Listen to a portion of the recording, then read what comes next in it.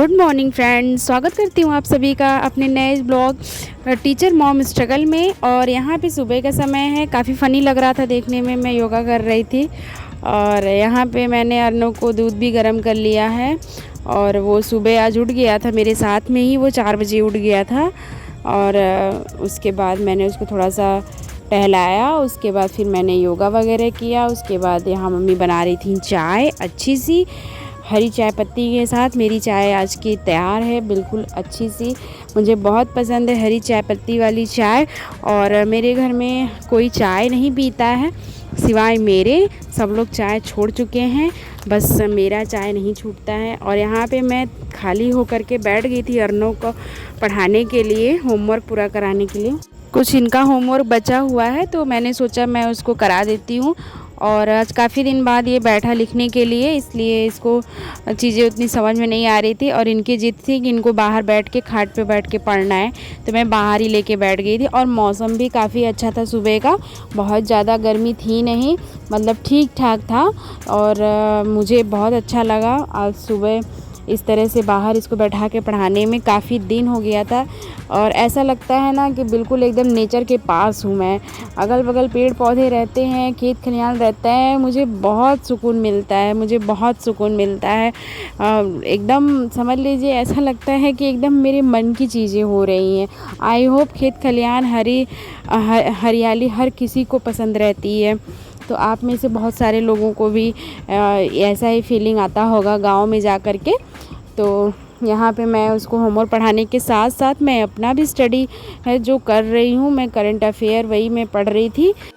आज भी मैं कभी कभी सोचती हूँ, कभी मैं जब छत पे जाती हूँ तो मुझे वो सड़कें, वो चीज़ें जब दिखाई देती हैं जिस सड़कों से मैं स्कूल जाती थी, और बाकी सारी चीज़ें मेरी यादें एकदम ताज़ा हो जाती हैं कि किस तरीके से इतना दूर जा के स्ट्रगल करके मैंने पढ़ाई की, मेरे भाई बहनों ने पढ़ाई की।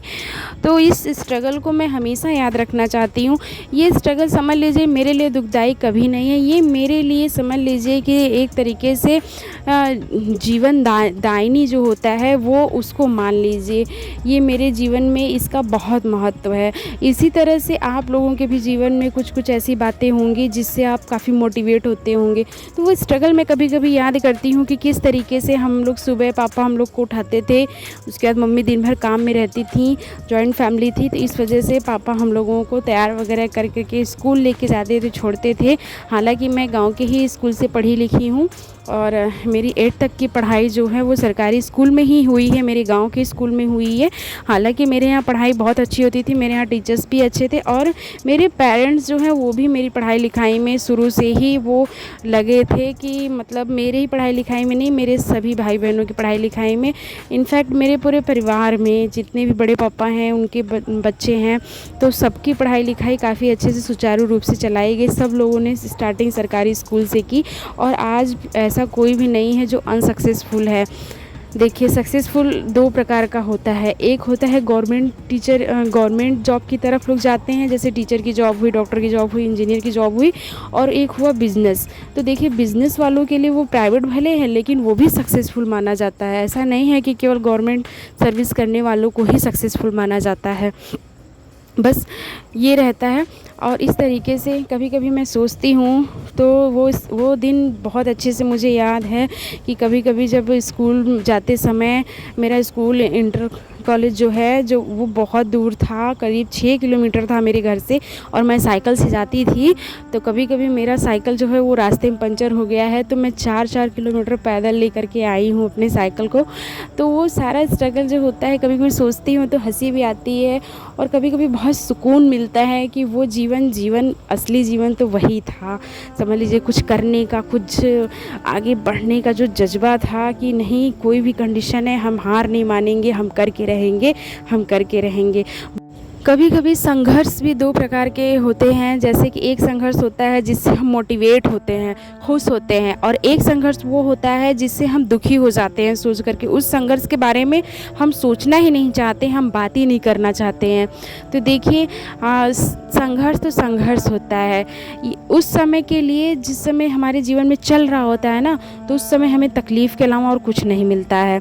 लेकिन जान लीजिए कि उस संघर्ष से अगर आगे बढ़ करके अगर हम थोड़ी सी हिम्मत रखते हैं और थोड़ा सा कदम आप बढ़ाते हैं तो समझ लीजिए हम हमेशा सक्सेसफुल होते हैं।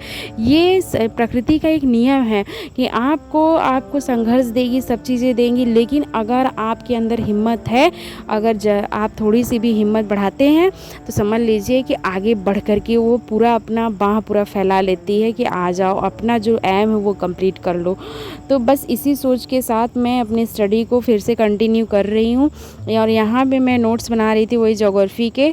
तो यहाँ पे मैं यूट्यूब से ही मैं स्टडी कर रही हूँ, क्योंकि मैंने पहले भी बता रखा है कि ज्योग्राफी के लिए मैंने ऐसी कोई बुक ली नहीं है।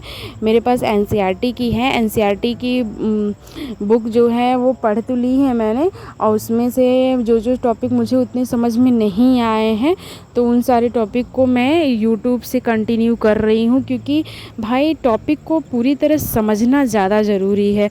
मैं मान रही हूँ कि यूपीपीएससी के एग्ज़ाम जो होते हैं वो पूरा फैक्चुअल होते हैं, जबकि यूपीएससी के एग्ज़ाम जो होते हैं फैक्चुअल न रह करके कम फैक्चुअल होता है, और उसमें थोड़ा सा आपका पूरी मतलब चीज़ों को देखते हुए क्वेश्चन जो होता है बहुत ब्रॉड तरीके से पूछा जाता है।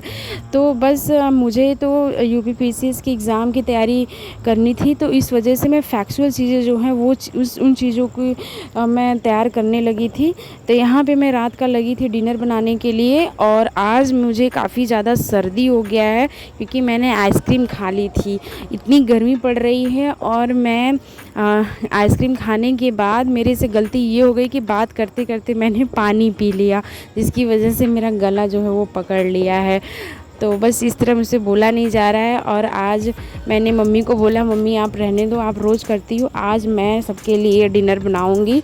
तो आज मैं यहाँ पे छोले और चावल बनाने वाली हूँ शाम को, तो बस उसी की तैयारी हो रही है। गर्मी बहुत ज़्यादा है और अर्नव यहाँ आगे पीछे इनकी शुरू की आदत है। मैं अगर किचन में हूँ तो मेरा बच्चा जो है मेरे आगे पीछे हमेशा वो टहलता रहता है, उसे अच्छा लगता है मेरी हेल्प करना।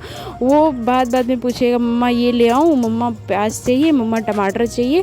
तो बस यही सारी चीज़ें चल रही थी और मैं उसको बार बार कह रही थी, बाबू गर्मी लग रहा है तुम बाहर जाओ, लेकिन वो बाहर जाने को तैयार ही नहीं है, क्योंकि अभी उसको ये रहता है कि वो नानी के घर आया है तो चीज़ों को देखने का, लाने का, करने का बड़ा क्रेज़ रहता है उसके अंदर कि मैं नानी का काम कर दूँ, मैं मासी का काम कर दूँ, मैं मम्मा को हेल्प कर दूँ।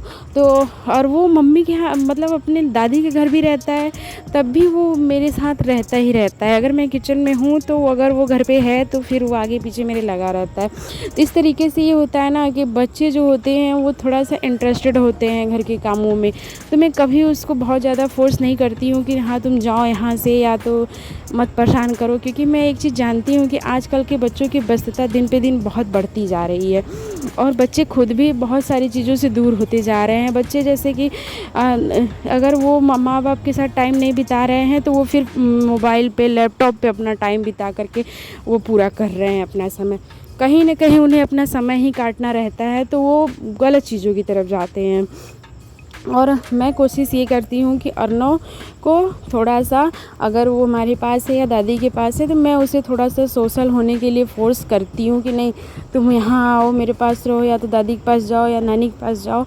थोड़ा सा मैं उसको ऐसा रखती हूँ। तो यहाँ पे रात का वक्त है, तो यहाँ पे मैं पढ़ाई करने लगी थी और अर्नव को मैंने खाना खिला दिया था, अभी बाकी लोग नहीं खाए हैं, तो बस खाना बन गया था। तो यहाँ पे मैं बैठ गई थी पढ़ने के लिए, क्योंकि एक बार खाना खाने के बाद थोड़ा आलस लगता है तो फिर पढ़ने का मन नहीं करता है, और दिन भर माँ से बात मैं की नहीं रहती हूँ, बस पढ़ाई। तो फिर इसीलिए रात में हम और मम्मी एक साथ सोते हैं, तो फिर हम लोग दुनिया भर की बातें करते हैं, क्योंकि वो भी ज़रूरी है यार।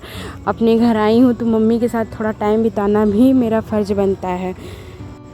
फ्रेंड्स, आप सब लोग लगे रहिए, डटे रहिए जब तक फ़ोन ना डालिए एग्ज़ाम को।